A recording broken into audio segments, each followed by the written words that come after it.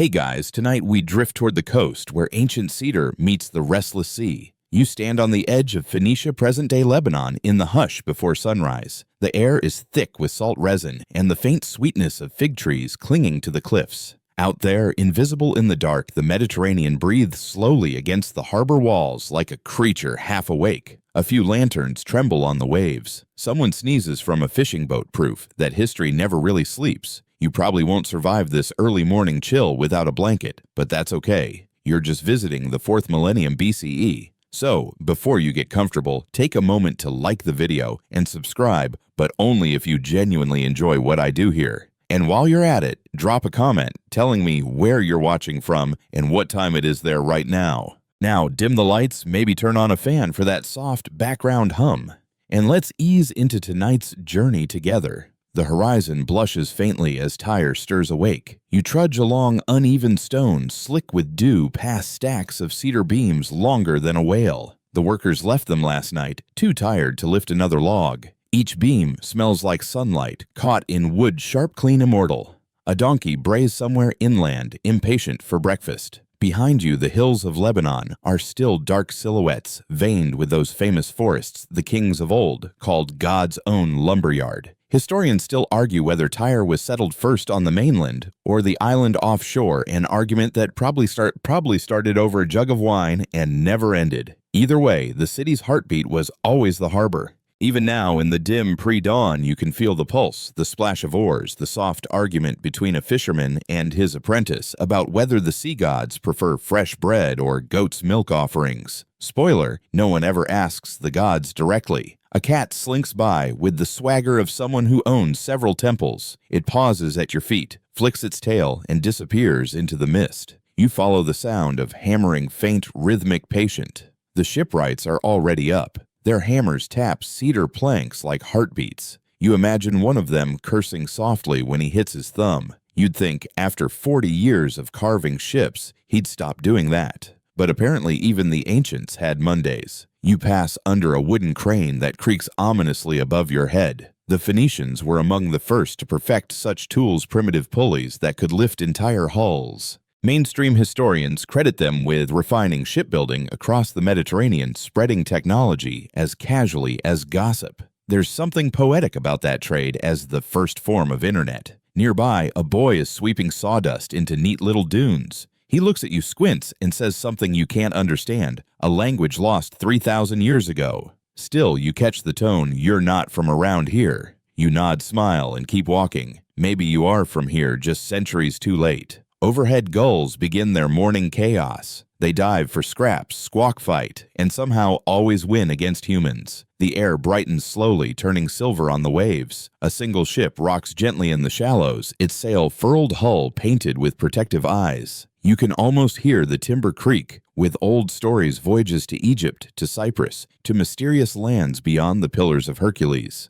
A breeze slips between the warehouses carrying the mingled scents of tar olive oil and sleep-deprived ambition. You breathe it in and feel the city awaken around you. People emerge from doorways like thoughts forming in a dream. Potters, bakers, sailors, priests. They stretch, yawn, argue, and begin the ritual choreography of trade. The Phoenician day doesn't start with prayer, it starts with inventory. You step closer to the waterfront where the planks are slick and black. The sea licks at them lazily. For a moment, everything stills, the hammering the gulls, even your heartbeat. You hear only the whisper of waves under cedar hulls. It's that sound of waiting, the same silence sailors have listened to for millennia before the first sail catches wind. Then faintly music. Someone strums a lyre, the kind made from tortoiseshell and gut strings. The tune is simple looping, like a lullaby for gods. It drifts across the harbor, mingling with the splash of oars. Maybe it's a prayer, maybe it's boredom. Hard to tell the difference at dawn. As light spills over the eastern hills, the water turns from black to indigo, then to molten gold. The ships, half-built and barnacled, shimmer like ghosts in the glare. A fisherman yells something that sounds celebratory. Either he caught a fish or avoided one of the harbor's infamous jellyfish, which is basically the same victory. You crouch beside a mooring post and touch the damp rope. It's rough, sticky with pitch. That's how the Phoenicians waterproofed everything, with pine resin and endless patience. One legend claims a ship once sailed from Tyre to Cornwall and back without leaking a drop.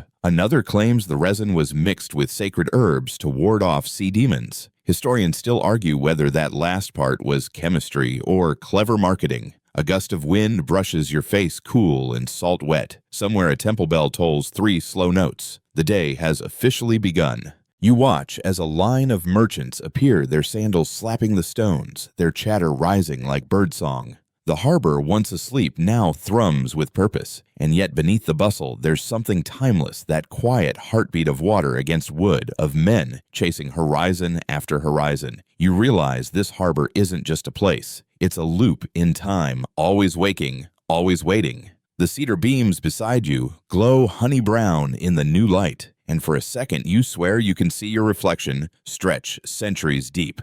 You follow the sound of hammering deeper into the shipyards where the heart of Tyre beats loudest. The sun has barely cleared the horizon, but the craftsmen are already at it, saws rasping, adzes thumping, and the occasional curse in Phoenician that doesn't need translation. The smell of cedar fills the air like incense in a temple, sweet, sharp, alive. You inhale and think this must be what eternity smells like. A master shipwright, bare-chested and bearded like Poseidon's cousin, squints at a beam, nods once, and gestures for his apprentices to drag it toward the water. These men are artists, with hatchets, poets with pitch. Each plank must bend to the will of the sea, and each nail bronze, hand-forged, slightly uneven, must remember which storm it's supposed to survive. You can almost feel the centuries of trial and error in every creak of the scaffolding. One apprentice hums while he works a song older than the alphabet. He sings of gods who dwell in cedar groves and of storms that eat ships whole. The rhythm matches his strokes, whack, hum, whack, until it sounds more like a prayer than a tune. You realize something funny: the Phoenicians didn't really have a word for weekend. Work and worship kind of blended together like espresso and milk, inseparable and necessary for survival. Historians still argue whether these shipbuilders were government contractors or private entrepreneurs. Either way, they had one thing in common: the wood. Cedar was sacred, durable, rot-resistant, and smelled so divine that Egyptian pharaohs used it for mummification. The same trees that lined the slopes of Mount Lebanon ended up wrapped around the world's first trade empires. Imagine that one forest funding half of ancient civilization. And like any good business, someone was always arguing over invoices. You pause by a stack of planks branded with royal marks, stylized oxen dolphins, and in one case, a rather smug-looking sun. Each mark identifies which noble paid for it. You wonder if that's the ancient version of a company logo. Probably. The Phoenicians were branding experts before branding existed. Nearby, an old carpenter with hands like driftwood offers you a sip of something from a clay cup. It smells suspiciously like fermented figs and questionable decision-making. You take a pretend sip, no need to explain time travel-induced hangovers, and listen as he mutters about the price of pitch. Too high, he grumbles, since the last caravan got stuck in the Baca mud. You nod wisely because that's what you do when ancient people complain about inflation. The rhythm of the yard becomes hypnotic. Men haul ropes, women deliver baskets of nails. Children dart through gaps collecting chips of cedar to sell later as kindling or charms. Superstition runs deep here. One boy hands you a splinter and whispers, "Keeps the sea from swallowing you." You pocket it just in case. As the light grows stronger, you notice intricate carvings on one of the ships. Along its prow, a lion's head snarls from the wood eyes inlaid with crushed shell. "That one's bound for Egypt," someone says behind you, carrying wine and amber. You turn and find a woman in a blue linen wrap, her arms dusted with sawdust. She's holding a chisel like a weapon. Turns out, Phoenician women sometimes ran workshops too. Inheritance laws were surprisingly flexible if you had enough stubbornness. She wipes her hands and says, "They'll call her Sea Bride. Every ship gets a name and every name gets an omen. You ask what kind?" She smiles. "Last week, a gull landed on her mast and didn't leave for 3 hours. Means safe voyage." You look up. A gull promptly drops something unpleasant near your sandal, and that means you ask. She shrugs. "That you should move." A few meters away, a priest from Melkart's temple sprinkles sea salt on a hull, chanting softly. Melkart, the city's patron deity, was half god, half entrepreneur, credited with inventing trade itself. The priest finishes nods to the builders and pockets a small coin for his efforts. Religion and commerce, always a tidy partnership. The clang of bronze tools fades into a different rhythm, drums echoing from the upper terrace. It's the call for morning assembly, a roll count, a quick blessing, and announcements about new contracts. You tag along pretending to blend in. The foreman, a man with shoulders like temple pillars, reads from a wax tablet. 3 new hulls to finish before the Nile floods. Payment in silver or grain if the pharaoh's accountants behave. A collective groan rolls through the crowd. Some things never change, especially client delays. While the men grumble, you catch a glimpse of something behind the sheds, a half-buried anchor of stone older than any ship here. Its surface is worn smooth, carved with unfamiliar glyphs. A fringe theory whispers through your mind. Could it predate the Phoenicians? Some believe an earlier seafaring culture existed here, one that vanished beneath silt and myth. Historians still argue whether that's archaeology or wishful storytelling, but you can't help leaning toward mystery. As the sun climbs, the shipyard transforms from shadow to glare. Sweat darkens tunics. Gulls circle like debt collectors. The air hums with purpose. You find yourself mesmerized by the simple miracle of wood meeting water, the same process that once connected continents long before Wi-Fi. A sudden shout snaps you back. Watch your feet. A massive beam swings overhead, suspended by ropes thicker than your wrist. For a terrifying second, the pulley creaks, then holds. Everyone exhales. The foreman spits on the ground and mutters, "The gods take their coffee late today." Laughter ripples through the crew. By mid-morning, the first completed hull slides toward the sea. Dozens of hands push again. The hull kisses the waves, rocks, and floats free, graceful as a newborn whale. Cheers erupt. The old carpenter wipes his beard and sighs. Every launch, he says, is like giving away your child. Then he grins.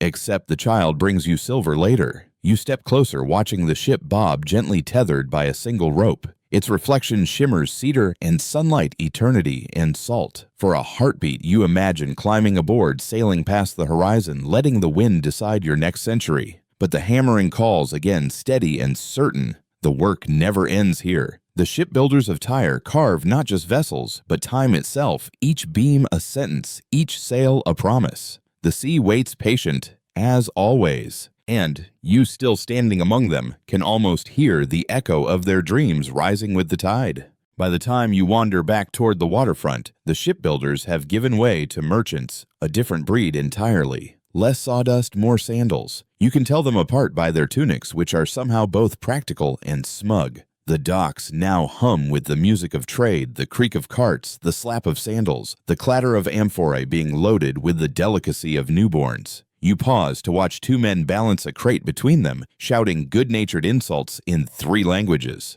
The Phoenicians spoke a tongue that would later feed into Hebrew and Greek, but out here trade is its own Esperanto. Prices, promises, and complaints, all perfectly understood. A breeze rises off the water, lifting the smell of fish resin and something faintly citrus. The harbor gleams now under full daylight, and every color feels overconfident: cobalt sky, gold hulls, purple banners, and red-brown amphorae stacked like honeycombs. The sea itself sparkles as if showing off for the customers. You duck into a narrow passage where vendors shout their wares. One man sells linen from Egypt, another obsidian blades from Anatolia. A third waves a small jar of perfume that could either cure headaches or cause them. You sidestep a donkey cart full of pomegranates and find yourself beside a woman arranging pottery. She smiles, showing a single gold tooth. "First light, best luck," she says. You ask what that means. Trade early, trade honest, trade fast, before the gods wake up to tax you. Practical theology. A pair of sailors nearby argue over whose cargo will fetch more in Cyprus amber beads or Babylonian glass. The truth, both. The Phoenicians were middlemen of the ancient world, the Wi-Fi routers of antiquity, transmitting culture gossip and occasionally bad business decisions across the sea. One of them offers you a cup of date wine. You accept, and it tastes like raisins having an identity crisis. He laughs at your expression. You'll get used to it. We drink it before setting sail for courage. You ask if it works. "No," he says cheerfully, but it makes drowning seem less serious. Historians still argue whether the Phoenicians invented the amphora or just perfected it. Each one is built for endurance: narrow neck, thick base handles shaped like smiles. They hold oil, wine, grain, perfume, and occasionally the tears of merchants who miscalculated tariffs. Archaeologists have found these jars as far west as Spain and as far south as the Red Sea. They're the ancient equivalent of Made in Phoenicia stickers, except you can't peel them off. You watch as a group of porters unload goods from a ship recently arrived from Egypt. Inside the amphorae barley papyrus may be the occasional scorpion hitchhiker. In exchange, Tyre sends out cedar planks, glass, and the famous purple dye, the kind that announces, "Yes, I'm rich. Please don't tax me." The whole system runs like a heartbeat. A child weaves through the crowd selling clay tokens carved with sea creatures. He presses one into your palm, a dolphin etched with surprising detail, and whispers, "For luck." You ask how much. Nothing, he grins, but tell the sea my name. Then he's gone, swallowed by the crowd. You pocket the token anyway. If the sea asks, you'll improvise. The merchants begin shouting in unison as a new vessel arrives, its sail painted with a red spiral. Rumor says that spiral means safe voyage or good profit depending on who you ask. The sailors disembark sunburned, loud, radiating that particular mix of exhaustion and bragging. One lifts a crate high and yells, "Glass from Sidon clearer than temple water." Another answers, "Wine from Cyprus." Strong enough to make you confess to things you haven't done. Commerce and comedy still inseparable. You notice one merchant carefully tallying his cargo on a wax tablet, numbers neat and deliberate. The Phoenicians didn't just trade goods, they traded math. Their system influenced both Greek numerals and early accounting.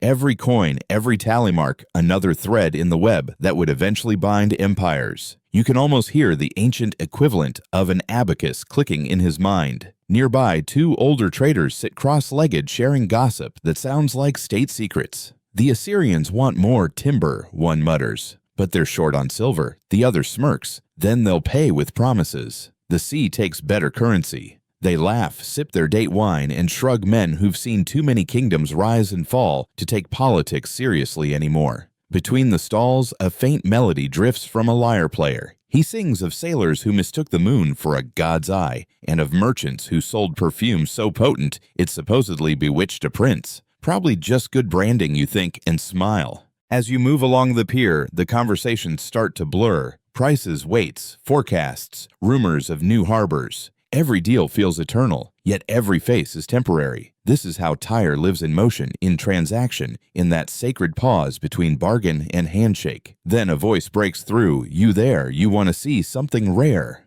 A wiry man with wild hair beckons you toward a covered crate. He lifts the lid and reveals a collection of seashells so bright they look unreal. "From the Murex snails," he says proudly, "the ones that bleed purple." You recognize the name, the source of Tyre's legendary dye. The smell hits you neck strong, briny, unmistakably biological. He grins at your grimace. Beauty always stinks at first. Historians still argue whether the dye's formula was guarded by priests or pirates. Either way, it took thousands of snails to color a single robe. No wonder purple became the color of kings. It was literally worth more than gold per ounce. The man laughs and waves you off. "Don't worry," he says, "you can't afford it anyway." You stroll away, the sound of bargaining chasing you like surf. Behind every coin, clink, and crate shove, you feel the pulse of something deeper, a civilization not built on conquest, but on curiosity. The Phoenicians weren't warriors in the usual sense. They fought with sails and silver, with daring and deals. The wind picks up fluttering the canvas awnings above the market. Somewhere a bell rings a signal for departing ships. The traders pause, tilt their heads toward the sea, and for a heartbeat the whole harbor listens.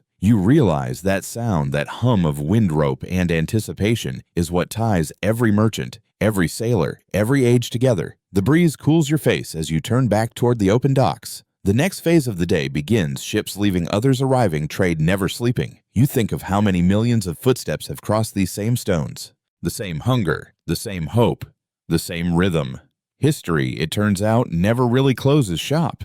You leave the bustling docks and follow a narrow stairway carved into the cliffside where the scent of tar gives way to the crisp tang of sea breeze. The noise of trade fades behind you, fewer shouts, more gulls, more wind. Up here, the city opens like a map spread across Stone Tyre's harbor, below the mountains behind, and the horizon stretching wide and blue. A group of sailors stands on the overlook, their faces turned to the rising sun. They're tracing invisible lines in the sky, murmuring to one another, not prayers, but calculations. Navigation Phoenician style. You edge closer, careful not to interrupt. But one of them, a wiry man with skin darkened by decades of sun, notices your curiosity and grins, want to learn how not to get lost. He asks. You nod. He gestures at the sky. See those 3 stars still faint in the daylight? We call them Baalat's chain. They lead you home from the west. And that pale smear there, that's not a cloud. That's the path the gods walk at night. Follow it north and you'll find Cyprus. Follow it south and you'll find trouble. His companions chuckle. It's astonishing they read the heavens like a scroll. Long before compasses, they mapped the sea by memory. Sun angles, bird paths, even the taste of the wind. You'd think that last one was poetic exaggeration. But no. They actually licked their fingers, squinted at the air, and claimed they could tell if Egypt was over the horizon. Historians still argue whether that was science superstition or just confidence with good PR. One sailor unfurls a piece of waxed cloth, a map, though it looks more like a series of doodles and dots. These are ports, he explains, tapping the marks. This one's Byblos, this one's Sidon, and this tiny one here, he taps a dot, barely visible. That's Carthage, or it will be, once we finish building it. You blink, realizing you're witnessing the blueprint of a future empire scribbled on a waterproof napkin. He folds it up again with surprising care and tucks it into his tunic. The sea remembers, he says quietly, even when we forget. You walk with them as they descend toward the ships, the gangplanks slick with dew. A boy carries bundles of rope. A woman inspects the oars for cracks. It's a well-rehearsed ballet of preparation, each person knowing their role, every movement a part of a rhythm older than writing. A stray dog barks at the waves, possibly warning Poseidon to keep his distance. One sailor tosses him a fish head. Our guard dog, he says, keeps the sharks humble. They invite you aboard one of the ships, a wide-bellied merchant galley with twin masts. The deck smells of cedar salt and ambition. You run your hand along the polished rail, feeling grooves where countless others have gripped before. It's not just a vessel, it's a memory passed down plank by plank. A younger sailor approaches carrying a small bronze instrument, a gnomon, a kind of sundial on a stick. He holds it up, measures the shadow, and nods. North by the gods, east by breakfast. Then with mock solemnity, he adds, if we hit Crete instead, tell everyone it was on purpose. You laugh, and he winks. We always say that.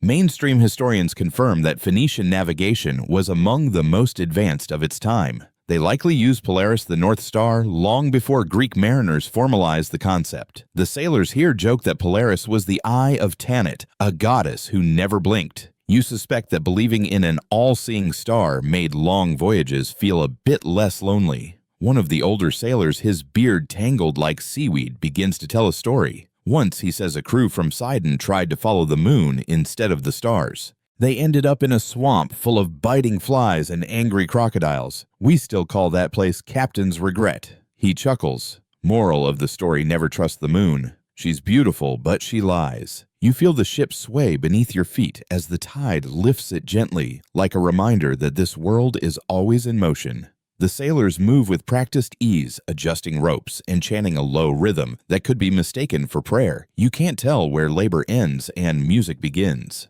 Farther along the pier, you spot a group of scholars from the temple of Eshmun. They're watching the ships depart, scribbling on tablets. One dips a reed in ink and mutters, the stars, we must correct for declination. His colleague rolls his eyes. You say that every year. The debate is timeless astronomy versus astrology measurement versus myth. Historians still argue whether ancient navigation was a science or an act of faith performed with better props. The wind shifts blowing from the west. The lead sailor lifts a strip of linen and lets it flutter. Trade wind, he says. You can smell Egypt when it turns warm. You breathe in, and bizarrely he's right. The air tastes different, earthy, sun-baked, hinting of sandstorms and distance. One of the younger crew members ties a knot, humming softly. This one's for good luck, he explains, and this one's for when the captain gets lost. You ask if that happens often. Not as often as he admits, he grins. You glance once more at the horizon. Somewhere out there, ships will carry cedar and silver stories and songs and return with gold and gossip.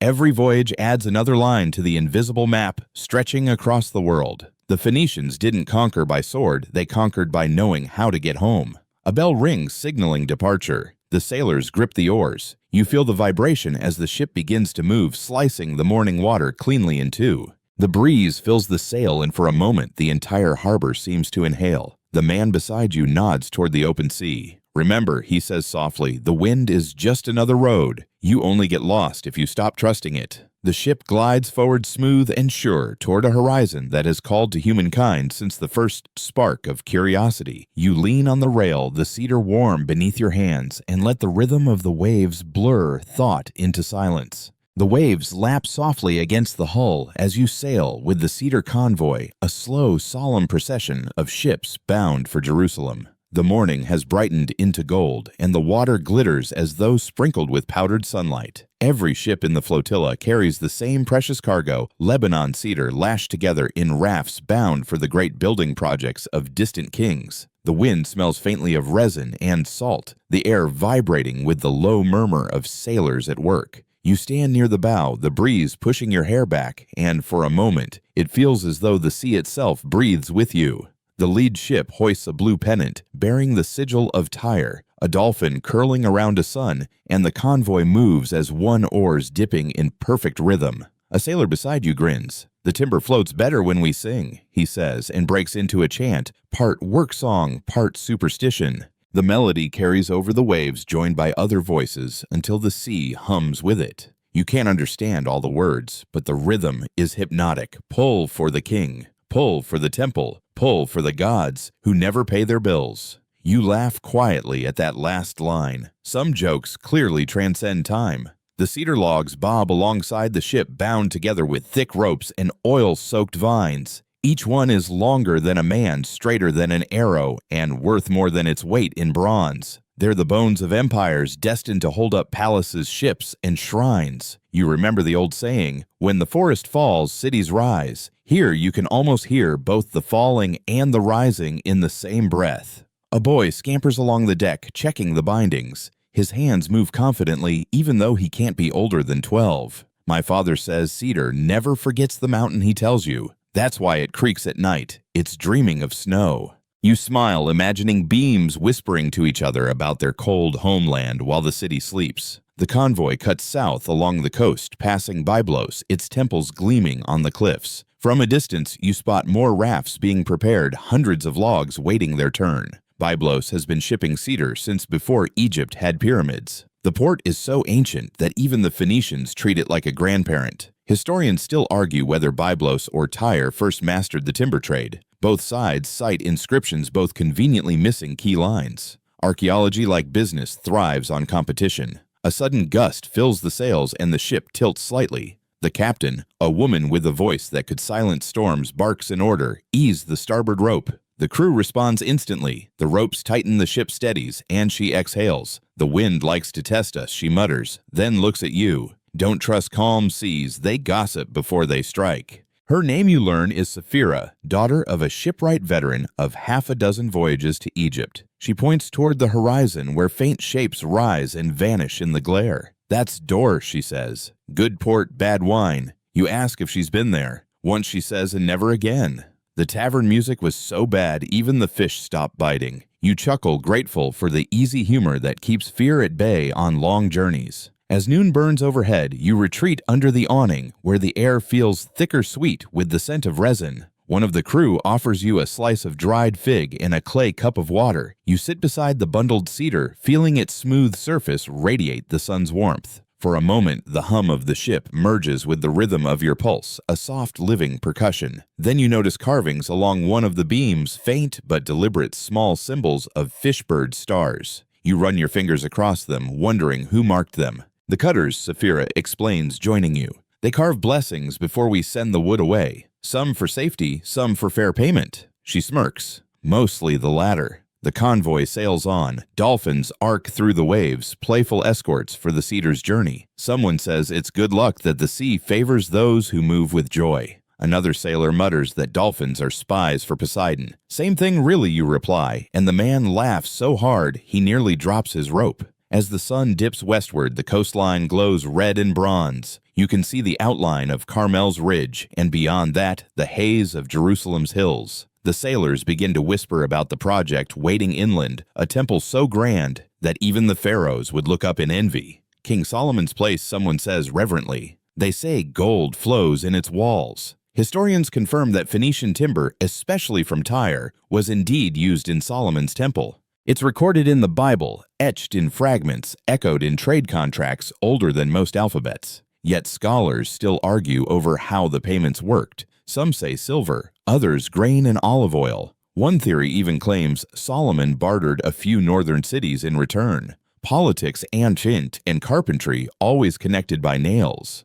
As twilight descends, the ships anchor near the mouth of the Kishon River. Fires are lit, dinners shared, and laughter drifts across the water. You lie back on a coil of rope, gazing up at a sky freshly washed by sunset. The stars appear one by one, the same constellations that guided the morning sailors, now mirrored in the waves. Someone starts humming again, the same chant from before, slower now. Softer, a lullaby for ships. The cedar logs creak gently, as if sighing in their sleep. Around you, the crew settles into quiet conversation, the kind that only happens when the day's work is done and tomorrow's horizon waits patiently. You close your eyes for a moment, letting the wind trace cool lines across your skin. The convoy floats steady in the night, the air heavy with the perfume of wood and salt. Somewhere beyond those hills, kings are dreaming of temples. Here on the sea, the dreams are simpler. A safe journey, a fair wind, a story worth telling when you get home. Morning unfurls again over the calm stretch of coast as you awaken to the murmuring of sailors raising anchors. The cedar convoy moves once more, this time into the shallower waters near Dor and Joppa, where trade routes knot together like old ropes. The wind smells faintly of fish and tar, and gulls circle overhead, their cries slicing the dawn.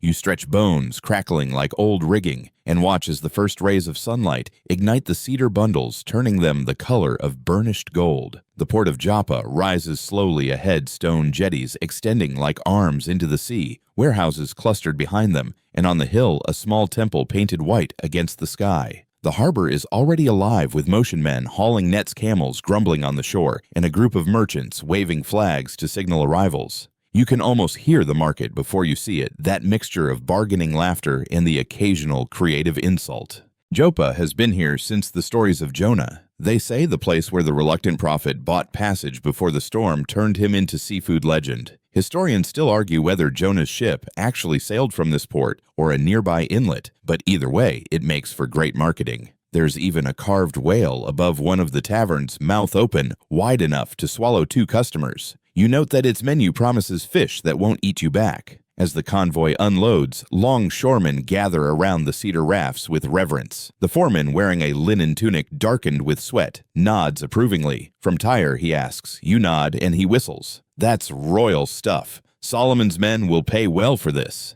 He points to a team of oxen waiting to drag the beams inland. The road ahead leads up toward the Judean hills, toward a city few Phoenicians ever see, but every merchant has heard about. You step onto the dock, and the planks feel different beneath your feet, more earth than sea, now more dust than salt. The air hums with commerce. You pass stalls selling dyed cloth copper ingots, jars of honey, and even a few carved amulets shaped like lions and suns. One merchant offers you something that looks suspiciously like a fossilized fish head. Ancient, he claims.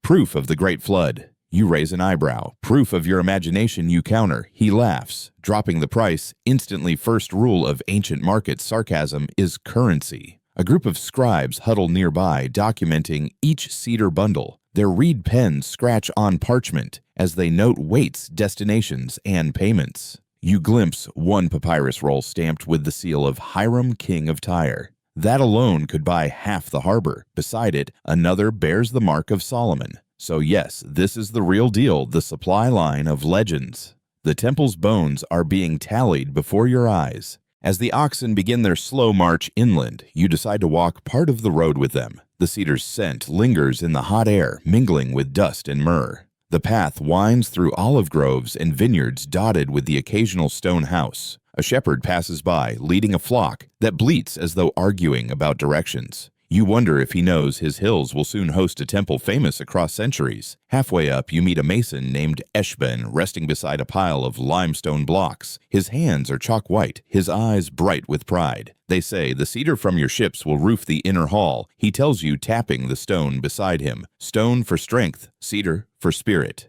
Together, they last forever. He shrugs, smiling. Well, unless an empire collapses, but who plans for that? Historians confirm that Phoenician craftsmen not only supplied the timber, but also assisted in the building itself. Some ancient inscriptions even mention Tyrian artisans shaping bronze for temple fittings. Yet scholars still argue whether Hiram's workers were paid wages or honored with temple offerings. Either way, the collaboration between the Israelites and Phoenicians stands as one of the earliest international construction contracts, proof that paperwork headaches are as old as civilization. By midday, you reach a ridge overlooking the plains below. From here, you can see the faint glimmer of the sea behind you, and ahead the rugged horizon where Jerusalem waits. The air grows thinner, filled with cicada hums and the dry whisper of wind over stone. One of the oxen bellows, possibly cursing the incline, and you share its sentiment. A nearby worker grins. The gods should build their own temples next time.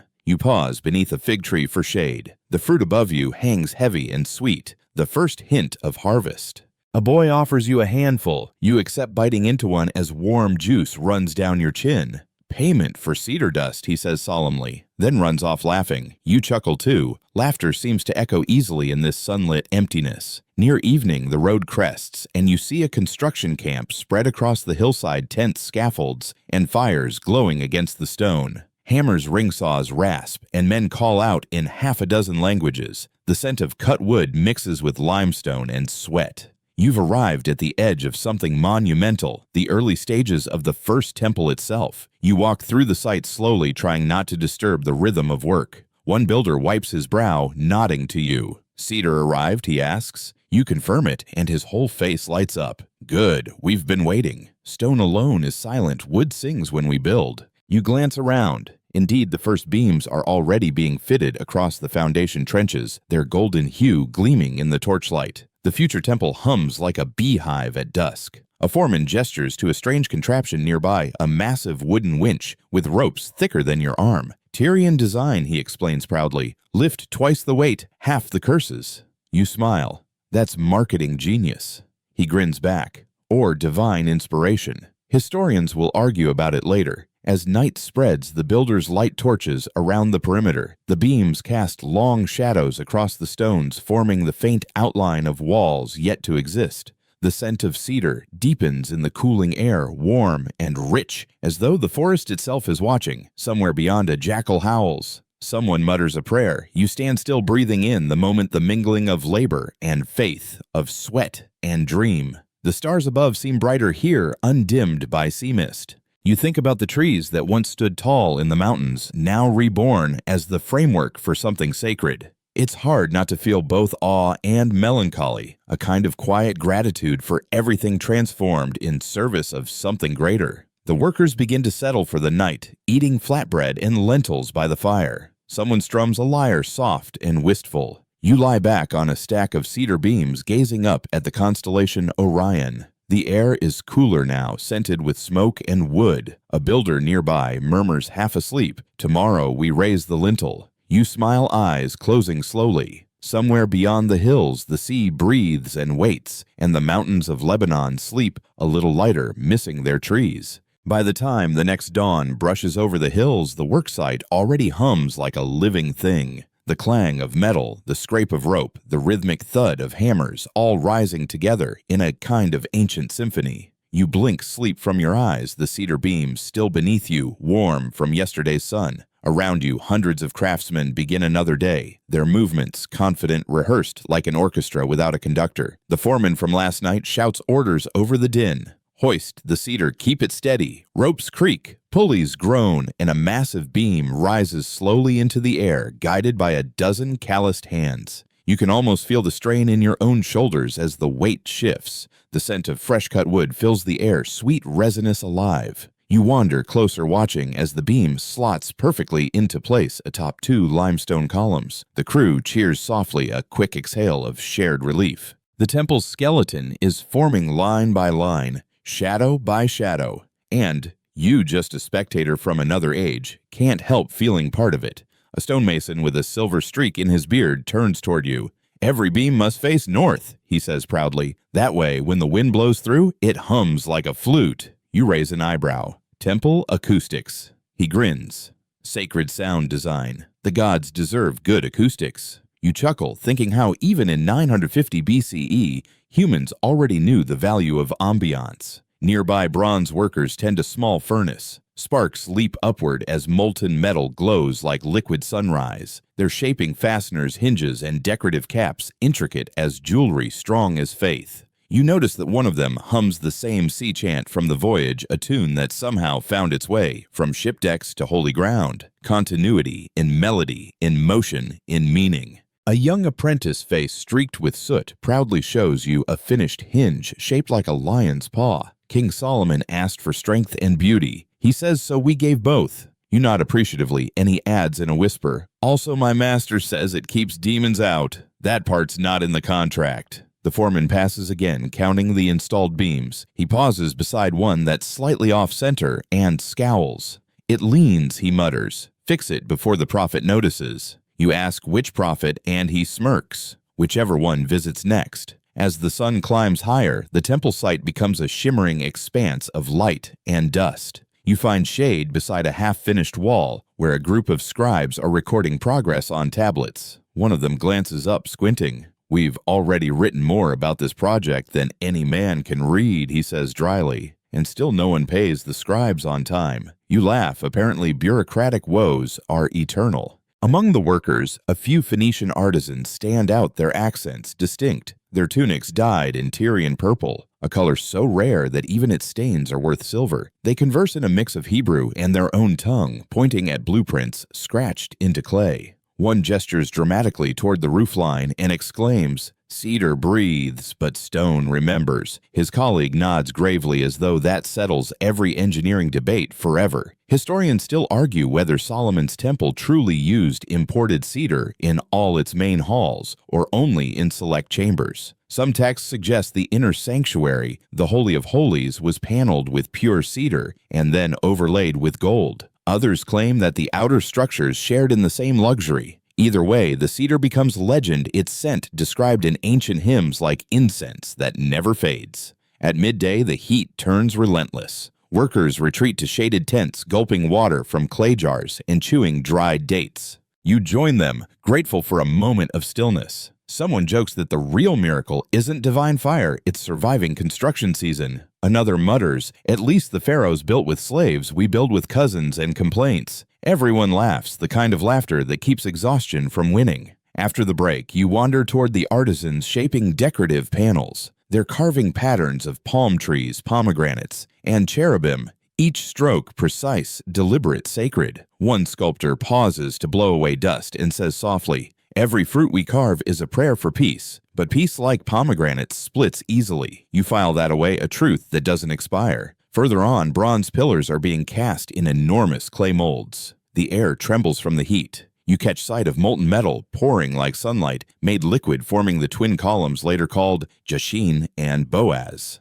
The workers chant under their breath as they pour a rhythmic prayer to keep the bronze pure. Historians note that these columns stood nearly 27 feet high, decorative, symbolic, maybe even astrological markers. Scholars still argue whether their names meant "He will establish" and "In him is strength" or something else entirely. By sunset, the shadows grow long, stretching across the nearly completed frame. You climb a low scaffold and look down. The floor plan gleams with order, symmetry, reverence. This is not just architecture, it's belief carved into geometry. You can almost hear future psalms echoing through these unfinished halls. Sapphira, the sea captain from your voyage, appears near the edge of the site, her hands on her hips. "You again," she calls, grinning. "I thought you'd gone back to Tyre." You tell her curiosity got the better of you. "Curiosity built this place," she replies, glancing up at the rising cedar beams. "Faith just paid the invoice." You share a laugh, watching as twilight deepens. Around you, torches flicker to life, painting the temple in gold and shadow. The workers start packing up rolling rope stacking tools. The hum of industry fades into the quiet of anticipation. Tomorrow more beams will rise, more songs will be sung.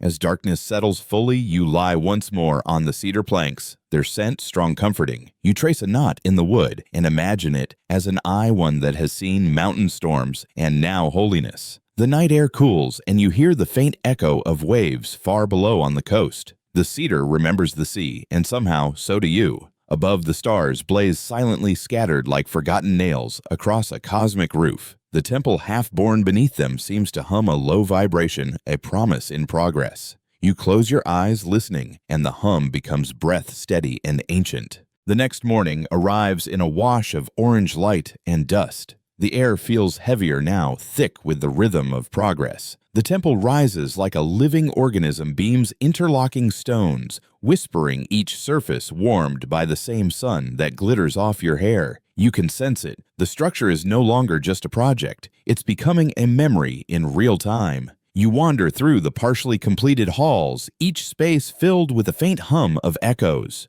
Workmen shout measurements. Saws rasp across cedar that gleams almost gold in the light. The scent of the timber saturates everything, a perfume so deep it seeps into your clothes. Someone jokes that after months of this, they'll smell like a holy forest forever. In one corner, a group of Phoenician carpenters kneel around a massive doorway frame. They're inlaid with mother-of-pearl and lapis, muttering quietly as they fit each piece. One taps his mallet gently, then nods. "It's strange," he says, noticing your gaze. "We cut these trees in the snow. Now they stand here in the desert holding up the sky." You nod, feeling that line settle deep inside you. Nearby, a scribe records the day's progress on a parchment scroll. "The cedar walls are complete," he writes aloud, "and the fragrance filled the house." He pauses, glances at you.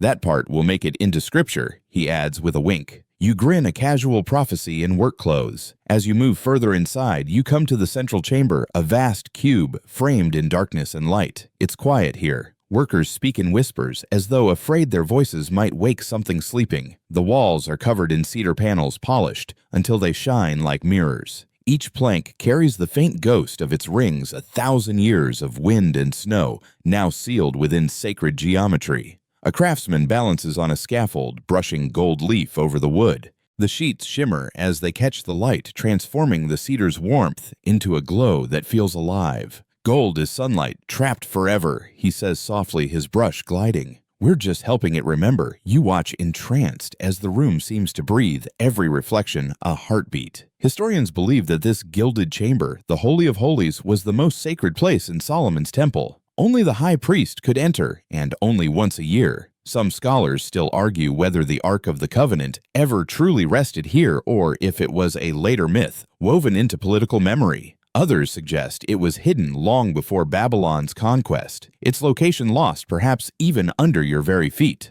A sudden gust drifts through the open roof, stirring gold flakes into the air. They spin like tiny suns before settling again, and you can't help but smile. "Blessings," a nearby worker murmurs. That's what it means when gold moves on its own. You raise an eyebrow. "And when it sticks to your beard," he laughs. "Then you're rich and holy in that order." The afternoon deepens. Outside, the heat rises to a near shimmer, and the workers begin shifting toward the outer courtyards, setting massive gates into place. You follow them, watching as enormous wooden doors swing slowly on bronze hinges. They're carved with palm trees and cherubim, their eyes inlaid with tiny chips of crystal. When the doors close, they make a sound like thunder, whispered deep, resonant final. A priest in linen robes approaches, trailing incense smoke that curls like dreams. He gestures toward the gate. Once these are sealed, he says, "No unclean thing enters." You can't resist a small grin, including muddy boots. He glances at your sandals and smirks, especially those. As the day wanes, you walk through the surrounding colonnades, past rows of half-finished columns. Artisans are chiseling verses into their bases, short blessings, dedications, sometimes just names. You run your fingers along one inscription still wet with dust. Hiram, son of Abib.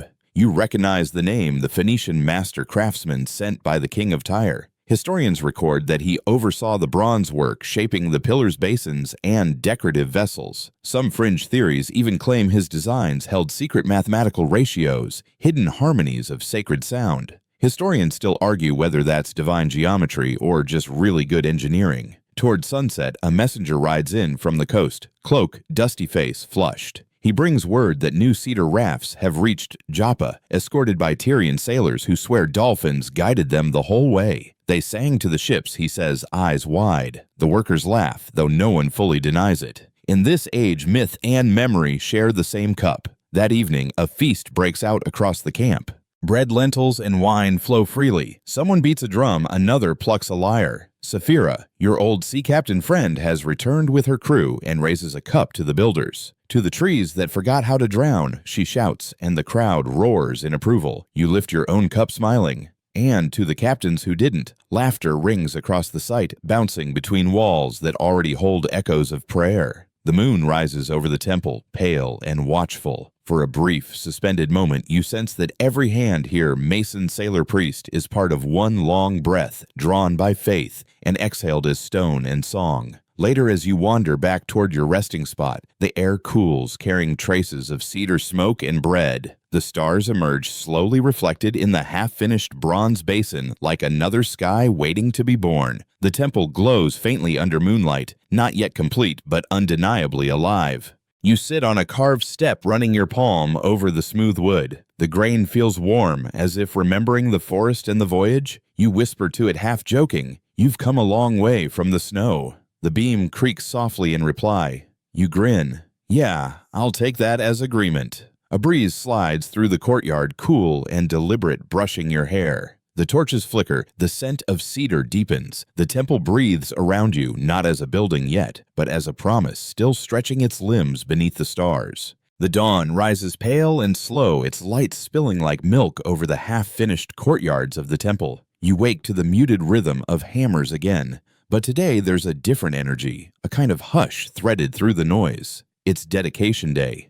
The first phase is complete, and the people are gathering. You climb a small ridge overlooking the site. Below, a sea of linen and color stretches outward, priests in white, merchants in bright sashes, shepherds with their flocks, foreign envoys, curious to see the spectacle. Even from here, you can feel the hum of anticipation, that sacred electricity that builds before something irreversible begins. The cedar gates you watched being fitted now gleam in the sunlight, massive and golden-edged. Incense rises in curling ribbons, softening the air with sweetness. The whole temple complex breathes shimmering with the scent of resin, myrrh, and dust. You stand still for a moment, absorbing the sight. This is what faith looks like when it takes architectural form. Sapphira stands beside you, hands on her hips, eyes glinting. "Quite the crowd," she mutters. "I've seen smaller fleets." You grin. "At least they're less likely to sink." She smirks. "You haven't seen them after the wine." Down below, the first horns sound deep rolling notes that ripple through the valley. People fall silent. The king himself approaches, robed in gold and white, flanked by musicians. His face is calm, but his eyes shimmer with something more awe, maybe, or the weight of legacy. Solomon, the builder of the dream, the man who turned mountains into melody. You watch as he pauses before the massive bronze pillars Jachin and Boaz and lays a hand on each one. "He will establish," he says quietly, "and in him is strength." His voice carries effortlessly through the hush. For a moment, even the gulls circling above seem to still. A choir begins to sing, men and women, their voices rising like wind over water. The sound rolls through the cedar halls, vibrating in the beams, resonating in every carved surface. The acoustics the stonemason once bragged about truly work. The air itself becomes music. You feel it travel through your chest like another heartbeat. Beside the king, priests step forward, swinging censers heavy with incense. Clouds billow upward, soft and gold, curling through sunlight like something alive. You breathe it in, sweet, dizzying, ancient. The scent of cedar and worship mingled. One young priest lifts his arms toward the sky. "The Lord has chosen to dwell here," he proclaims, "not in tents nor in wanderings, but in cedar and stone." The crowd murmurs agreement, though one merchant nearby whispers, "And in taxes, don't forget." You stifle a laugh. Even at holy moments, reality sneaks in. Historians record that when Solomon dedicated the temple, a cloud filled the inner sanctuary, described as the glory of the Lord descending. Some scholars suggest it was simply incense and sunlight filtered through bronze. Others argue divine manifestation. Historians still debate whether that cloud was physical, spiritual, or poetic shorthand for human awe. Whatever it was, it changed how people saw the space forever. Suddenly, the wind shifts. A cool breeze rushes through the courtyard, swirling incense and dust into spiraling forms. The crowd gasps. Even Sapphira takes a step back. The cedar gates groan softly as though alive. You glance up at the open roof above the inner hall and see shafts of light pierce through glittering on gold panels shimmering like liquid flame. For a fleeting second, it feels as if the air itself has weight, a sacred gravity pressing softly against your skin. Then, as quickly as it came, the wind stills. The music resumes quieter, gentler, as priests begin the offerings bread wine oil. The king kneels, touching the stone floor, whispering a prayer you can't hear. You realize you've been holding your breath. You let it out slowly, like releasing centuries. After the formal rites, the celebration spills into the courtyards. Food appears, drums start, laughter returns. You join the crowd as people share figs flatbread and honey wine. Someone offers you roasted lamb on a stick, and you accept holy work, holy hunger. Not bad, you say. The man grins. We call it temple barbecue. Later, children run through the colonnades playing hide and seek among the pillars. One boy presses his ear against a cedar wall and shouts, "It hums." Others gather around to try giggling. You listen to, and yes, faintly it does. The wind, the resonance, the echo of prayers, it's all alive inside the wood. You step aside as an old priest passes his hands, trembling slightly as he carries a lamp filled with oil. He smiles at you. When the Lord first whispered light into darkness, he says softly, "I think he imagined something like this." You nod, not sure how to answer, but his words feel right.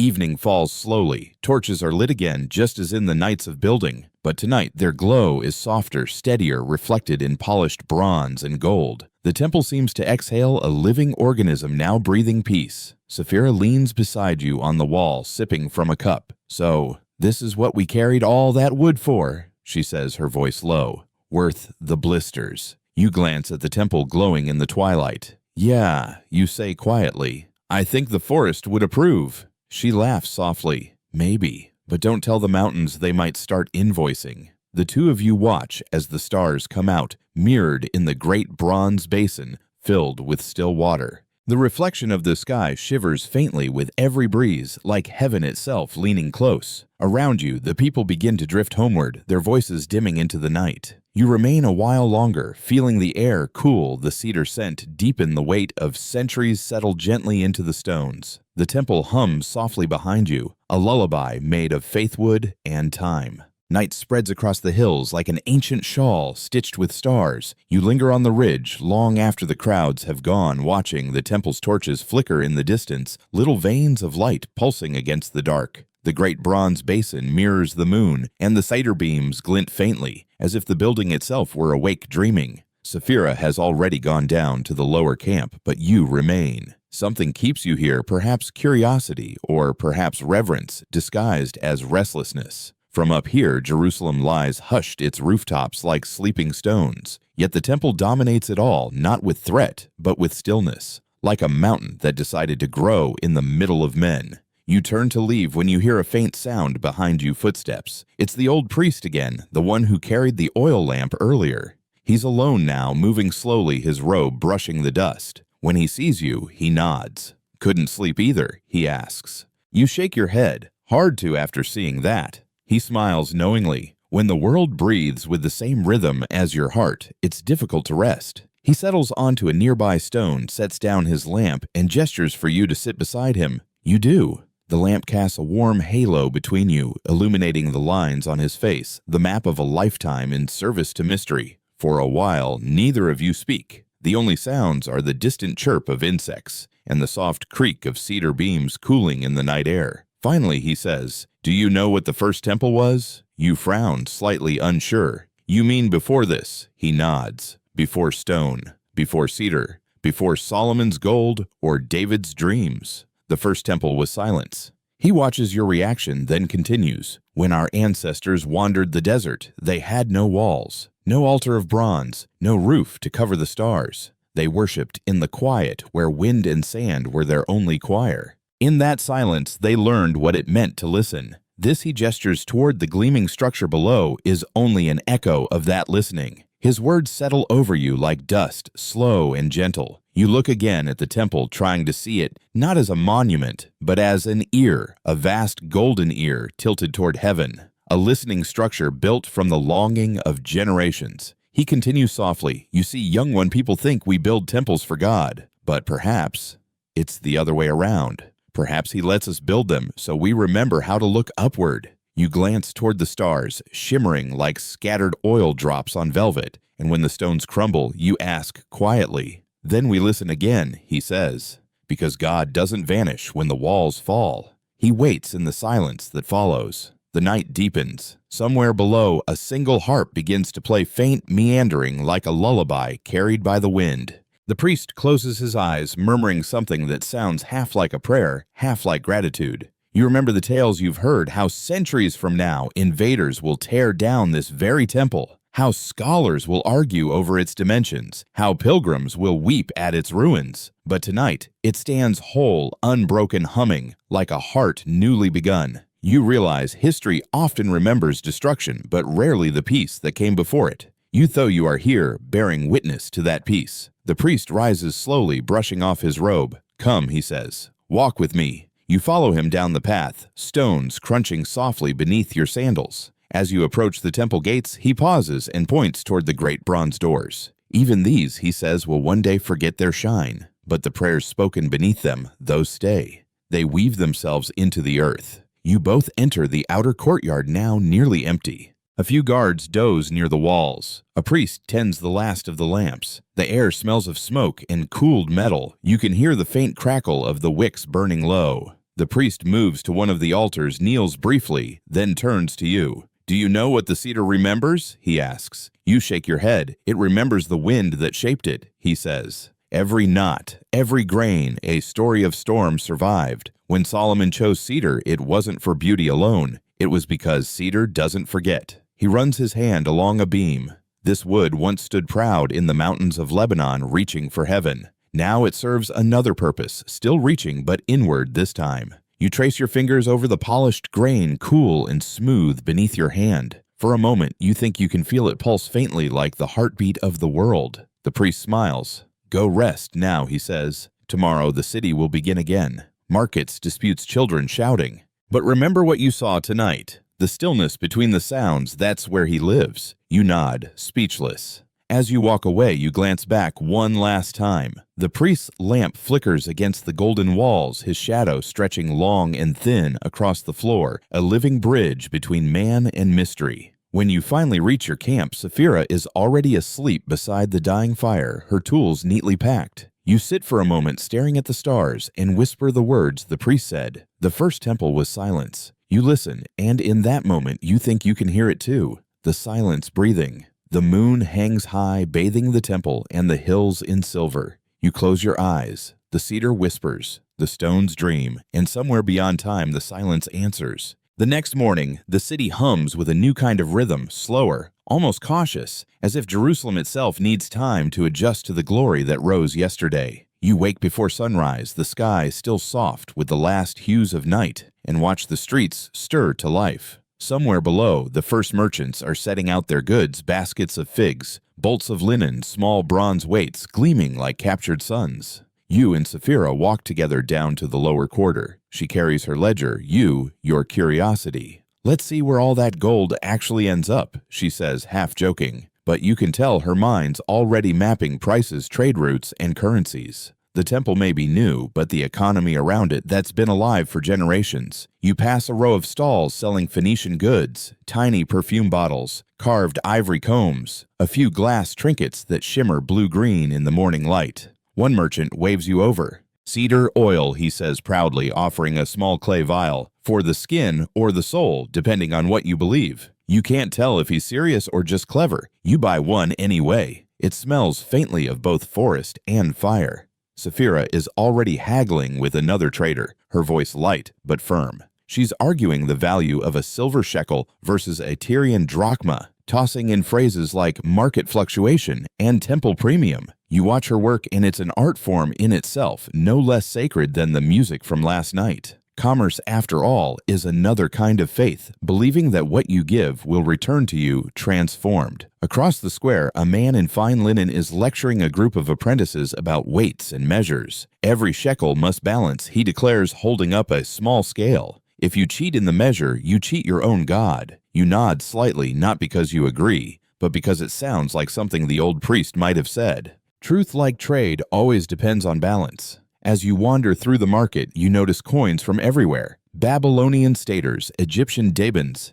Even a few old pieces stamped with strange Western marks, a horse, a palm tree, a crescent moon. The diversity of symbols is dizzying. It's as if the entire Mediterranean has gathered here to perform a play called Civilization, and every coin is a line in the script. A young boy offers to polish your sandals for half a copper. You hand him one anyway, just to see his grin. "Where'd you get that?" you ask, pointing to the small silver charm around his neck. "My uncle," he says proudly. "He sails west, farther than Egypt, to a place where the sun sleeps in the water." "Tartessos," you ask, surprised. He shrugs. "Maybe." He says they eat fish that glow in the dark. Sapphira chuckles. "Historians still argue whether Tartessos even existed," she whispers. "Maybe they should just ask the boy," you reply. He seems more sure than they are. It's strange, this feeling of standing in the center of so many stories at once. You can almost feel the trade routes pulsing beneath your feet, invisible rivers carrying wealth and rumor alike. The Phoenicians, as always, are there at every junction, mediators between worlds. You can't help but admire their genius. No empire yet, influence everywhere.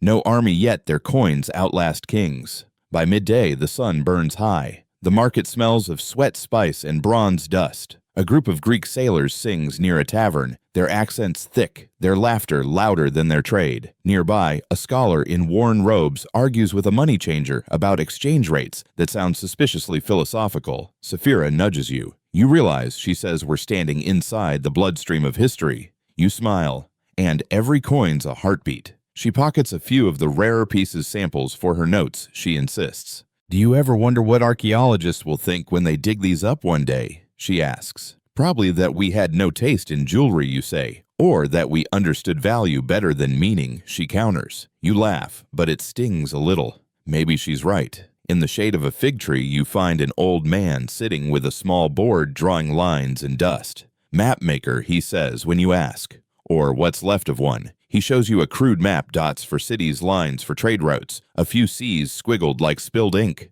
This line, he says, tapping near the coast, leads west to Carthage, from there to the Pillars of Heracles. Beyond that, he trails off, eyes distant. No one knows. The world ends or begins again. Sapphira kneels beside him, studying the marks. "How do you know these are right?" she asks. He smiles thinly. "I don't, but I draw them anyway. That's what keeps the world from disappearing." You buy him a drink for his wisdom, and he tells you one last secret. Every road leads back to the sea, even the ones you think are inland. The sea remembers everything we forget. As you walk away, you think about that, how memory trade and faith are all tides of the same ocean. The market's noise softens as you climb a hill overlooking the city. From there, Jerusalem glows beneath the sun, and beyond its walls, you can just glimpse the shimmer of the distant Mediterranean, a silver line stretching forever. Sapphira sighs. Funny how all of this, she gestures to the city, depends on trees that once grew 100 miles away. You nod. Cedar beams, silver coins, purple dye, all threads in the same net.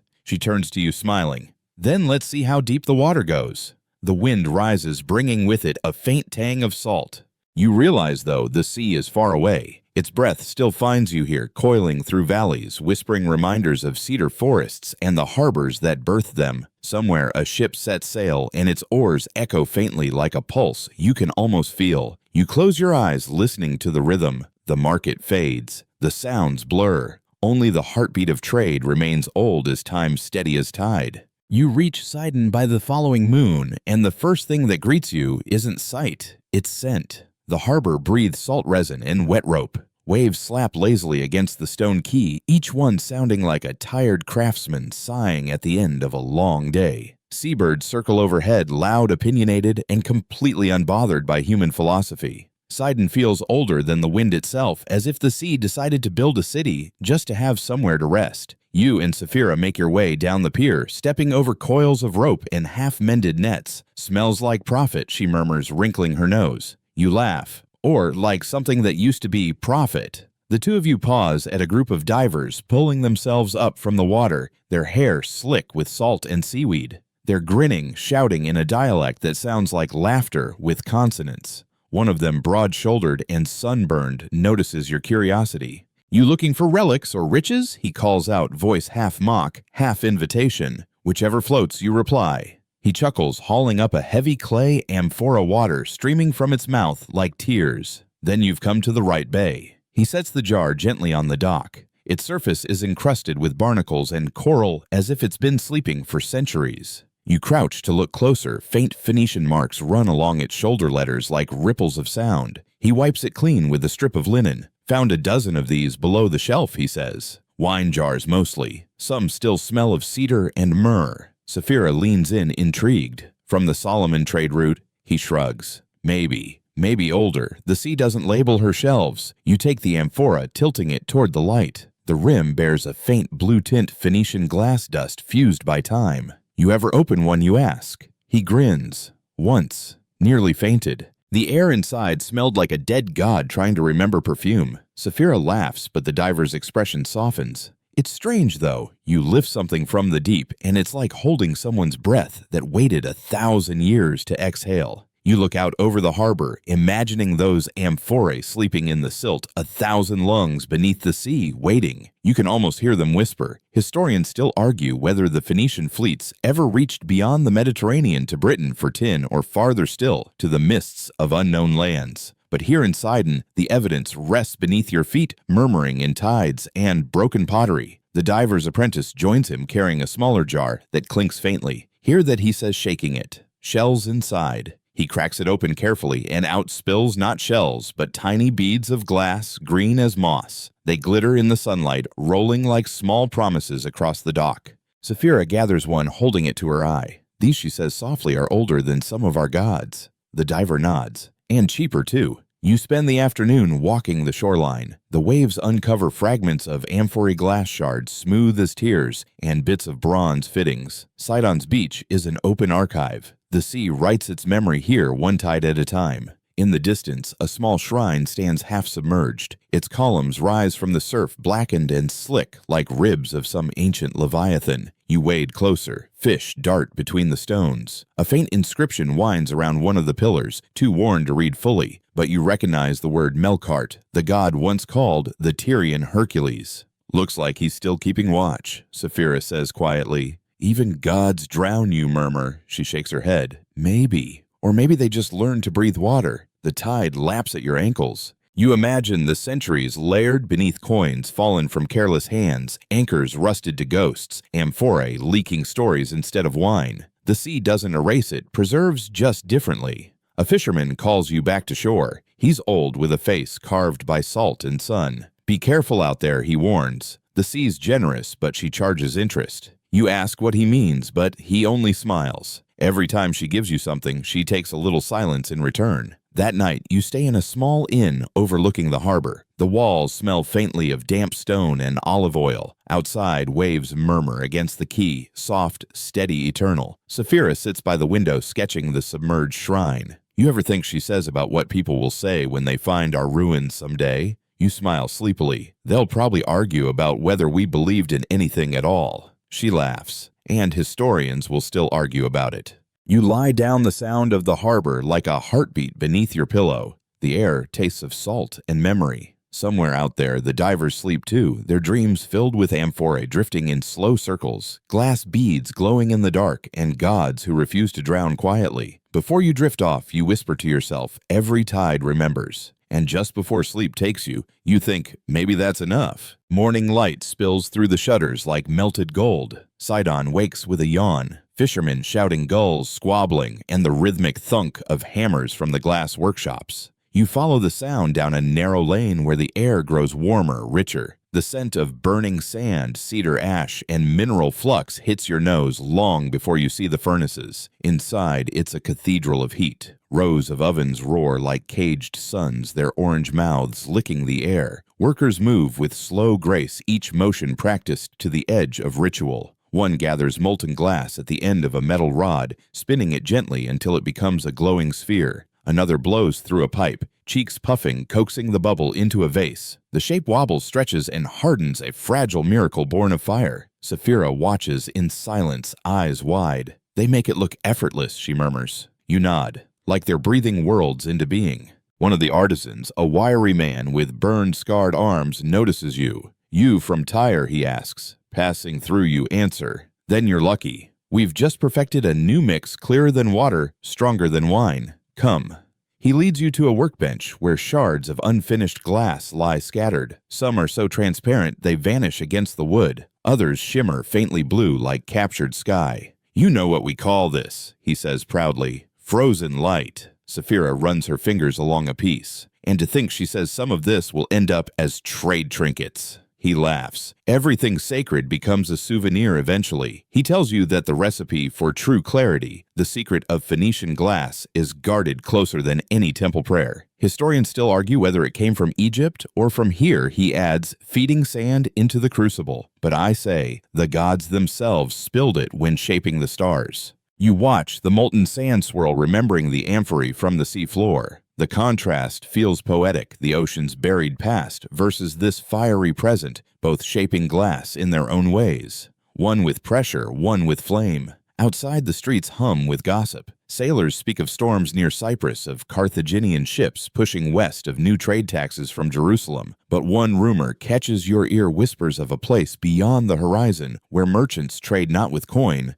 but with dreams. Sapphira smirks when she hears it. "Atlantis again," she says. You shrug. Maybe just good marketing. Still, part of you wonders. In the afternoon, the glass blower invites you to stay for the cooling. He pulls a piece from the kiln, a small goblet still glowing faintly. Careful, he warns, it remembers heat for a long time. You hold it gingerly. The surface hums against your palm, alive like something breathing. Everything we make, he says, has memory. Even glass. Especially glass. It sees fire and never forgets. He hands it to you as a gift, to hold sunlight when the night comes. You thank him, feeling the weight of it, impossibly light, yet full of meaning. Sapphira, always the scholar, jots a note. "Glass is the bridge between element and elegance," she mutters. "It's the first material that teaches humans how to trap beauty." You grin. Sounds like a lecture waiting to happen. She shrugs. Or a bedtime story. As dusk falls, you walk toward the harbor again. The furnaces behind you dim one by one, their glow fading to soft embers. On the pier, sailors are loading goods, cedar chests, jars of oil, bundles of purple cloth. Among them are crates filled with glassware wrapped in wool, sunlight, packed for export. A merchant calls out, "Bound for Carthage." Last ship before the storm, you and Sapphira exchange a look. "Shall we?" she says. You hesitate. You think the sea's in the mood to cooperate. She smirks. "It owes us a favor." You board the vessel as the sun sinks. The horizon burns red, the water turning the color of cooled bronze. The air smells of resin and promise. As the ropes are loosed, a hush settles over the deck, that breathless moment when land lets go and sea begins to hold. The ship creaks, tilts, and starts forward. Waves lap against the hull, whispering secrets from the deep. Sapphira leans on the railing, her hair catching the last of the light. "Imagine," she says softly, "someone finding this ship 1,000 years from now, holding a cup of glass, like the one you carry, wondering who we were." You hold up the goblet. It catches the fading sun, glowing one last time before night swallows the sky. "Then let's make sure they find us laughing." Somewhere behind you, the furnaces go silent. Ahead, the stars flicker awake, countless tiny fires reflected in the sea. You realize maybe the glassblower was right. The gods did spill a bit of their light, and tonight you're sailing straight into it. The voyage west is mercifully calm, 3 days of clear skies and obedient winds. The ship groans occasionally, as though mumbling in its sleep, but otherwise it's a lullaby of creaking timbers and steady waves. You spend the morning sitting near the prow, the salt spray brushing your face like cool breath. Sapphira sketches, constantly filling pages with quick lines of rigging cargo and clouds that never hold still long enough to be finished. By the 4th day, the captain points toward the horizon. "Byblos ahead," he says. Or, "What's left of her." His voice carries a reverence, as if naming something half-myth. You arrive near dusk. The harbor of Byblos lies quiet, its once busy quays softened by time. The scent of cedar lingers faintly, a ghost that refuses to leave. Piles of ancient stone form terraces where goats now graze, oblivious to the history beneath their hooves. The city seems both alive and dreaming, as though reality forgot to choose. You and Sapphira wander inland, following a path that winds through olive groves to a rise overlooking the sea. There, half hidden among the rocks, stands a necropolis, the fabled tombs of Phoenician traders. Each chamber door is carved with a ship in full sail, frozen mid-voyage, heading eternally toward the setting sun. Even in death, Sapphira murmurs they couldn't give up the sea. You step closer to one of the sarcophagi, tracing the weathered lines of its carved prow. The details are astonishing: ropes, oars, even a tiny cargo stack. You imagine the man inside, perhaps a merchant who once sailed from Sidon to Egypt, maybe even to the Pillars of Heracles.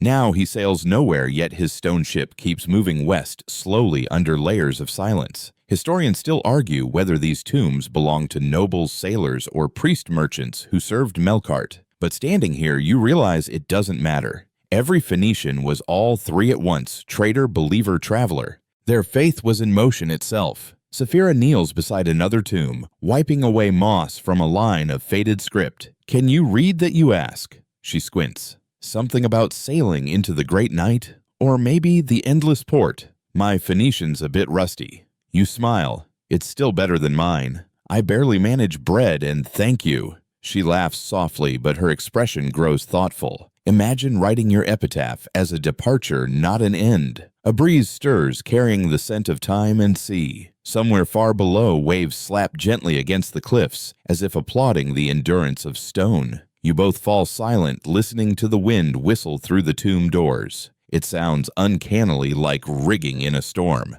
As twilight deepens, the sky becomes an ocean of its own indigo waves, flecked with silver stars. You can almost believe the carved ships are sailing upward, their prows breaking through the veil of heaven. Sapphira opens her journal again. Do you think, she asks quietly, that the sea ever misses them? Maybe you say. Or maybe it just waits. The tide always takes what it loves. You find a small amphora lodged in the cliffside, half buried, its handle chipped. Inside, something rattles softly. You pull it free, and out tumble small glass beads, dull with age but still faintly blue. The same hue as the goblet you carry. You hold one up to the fading light. "Looks like our glassblower's ancestors beat him to it," you say. Sapphira grins. History repeats, but the craftsmanship improves. You place the bead on the nearest tomb ledge, an offering perhaps. Not to gods or ghosts, but to continuity, to the way trade becomes memory and memory becomes myth. Farther up the hill, you find a small temple ruin, its lintel cracked, but intact enough to reveal carvings of winged suns and lotus flowers. Egyptian influence, clearly proof that even gods traded faces back then.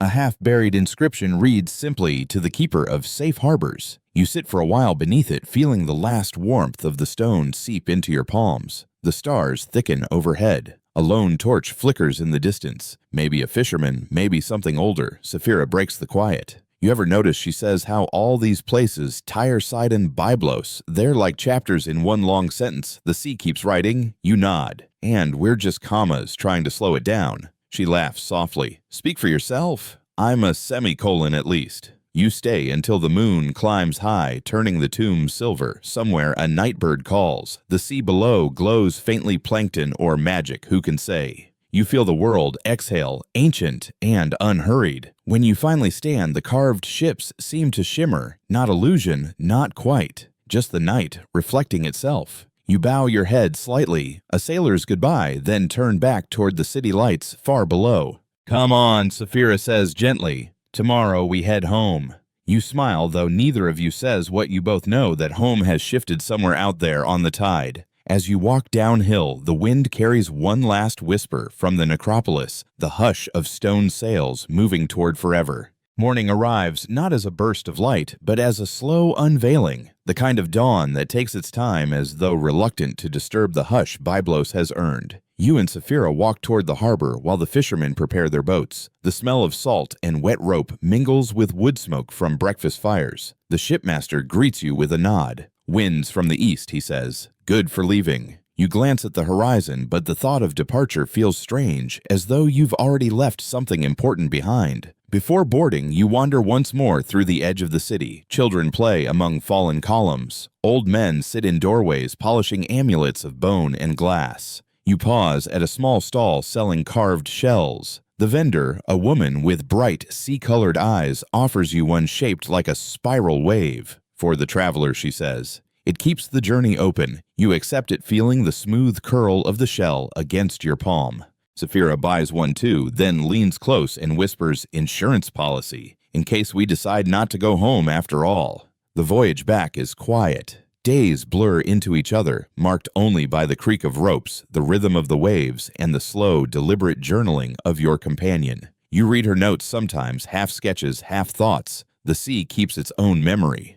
A ruin is just a pause between stories. He doesn't know he hums while he writes. You smile each time you find that last one. One afternoon, you sit together near the stern watching the sun dip toward the west. What will you write, she asks. About them, you say. The ones who built, traded, dreamed, and kept moving, even when the land stopped. She nods. Phoenicians never looked backward. Maybe that's why they left so much for us to find. The sea darkens into velvet. The wind turns cool. You take out the small blue bead from Byblos, the twin to the one resting on the tomb, and hold it up against the twilight. It catches the last of the sun and glows faintly like trapped sky. That night the stars crowd close. You lie awake listening to the hull sigh with each wave. You can almost hear the whisper of ancient oars, the chant of sailors who once steered by these same constellations. You think of Melkart, the god who died and rose each year, of merchants who trusted cedar and wind more than kings, of the quiet persistence that outlasts empires. You dream of harbors, some real, some imagined. In one, the sea is glass, and every ripple shows a reflection of another time. You see Tyre's towers again, half sunk, but still shining. Sidon's piers endless with amphorae. Byblos's tombs where stone ships keep sailing. And in all of them, a single blue bead, glowing faintly in the dark. When you wake, dawn has already painted the deck gold. The captain calls land ahead, and the crew stirs to life. But for a while, you stay where you are, watching the horizon lengthen. Sapphira joins you, her journal closed for once. It never really ends, does it, she says. No, you answer. It just changes ports. You step ashore at last, not the same person who left. The earth feels heavier underfoot, the air almost too still. You realize that the real gift of your journey wasn't the artifacts or the notes or even the understanding of ancient trade. It was the rhythm, the way time itself seemed to move with the tide. Weeks later, back in your quiet study, you unpack the finds, a few shards of pottery, a strip of cedar, the spiral shell, and that bead of Phoenician blue. You set it near the window where afternoon light always gathers. Every time the sun strikes, a tiny sea glimmers there, a reminder that motion never truly ceases. Sapphira's letters arrive now and then, quick scrawls from ports you haven't seen, Alexandria, Chania, maybe even Gibraltar. Each ends the same way, still sailing. And so you keep writing. About journeys that end only in silence, about ships carved into tombs, about how a people once measured eternity, not in years but in distances crossed. Sometimes when the night is quiet enough, you think you hear the echo of a sail unfurling, not above you, but somewhere deep within. You close your notebook, breathe the salt still lingering in memory, and whisper a farewell that is really a beginning. May the tide remember.